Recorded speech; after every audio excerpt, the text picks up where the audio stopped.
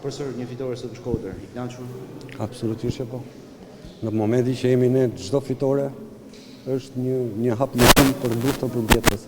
Sa do të thotë kjo fitore për mbijetesën? Ne kemi tashmë dhe 6 fitore.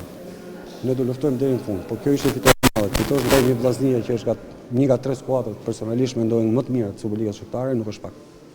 Shpëton Skënderbeu nga Rënia? Unë besoj që po. Riktheheni në Shkodër tashmë pas një epoke terrët që keni kaluar më parë, si u ndihet sot? Shkodër është qytet mikpritës, kështu që jam i lumtur që kam marrë. E pritet Vllaznin gjysmë në fushën tuaj dhe goditet me Kondrasuni. Të dy golat të zhvuan nga Kondrasuni.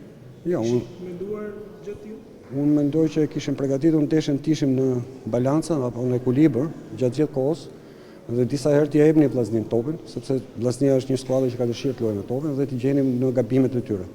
Sa u lehtësoi Vllaznia fitoren sot, profesor? Është shumë e vështirë, absolutisht Vllaznia s'na ka lehtësuar fare. Gjithçka çuna dhe kanë marrë sot me besimin ke skuadra, me dëshirën për ta marrë.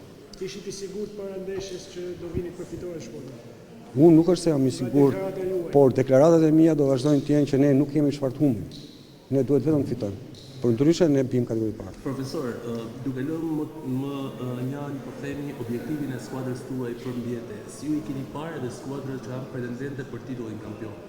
Si shikoni pozitën e Vllaznisë në raport me skuadrat të tjera pretendente për Final Four? Unë mendoj që Vllaznia është nga skuadrat më të mira Superligës shqiptare, sapo e thash, dhe mos harroni që ka një bal që do ta kishte zili gjithë Superliga shqiptare.